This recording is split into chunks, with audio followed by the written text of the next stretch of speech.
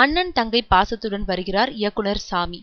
உயிர், மிருகம், சிந்து சமவெளி போன்ற சர்ச்சைக்குரிய படங்களை இயக்கியவர் சாமி. உயிர் படத்தில் கொழுந்தன் மீது ஆசைப்படும் அண்ணியை பற்றி சொன்னவர். மிருகம் படத்தின் கடைசி நாள் படப்பிடிப்பில் அப்பட நாயகி பத்மபிரியாவை கன்னத்தில் அறைந்து சர்ச்சையை ஏற்படுத்தினார். ஆனால் இவர் தொடர்ந்து படம் இயக்க தடை செய்யப்படும் விதமாக ரெட் கார்டு போடப்பட்டது.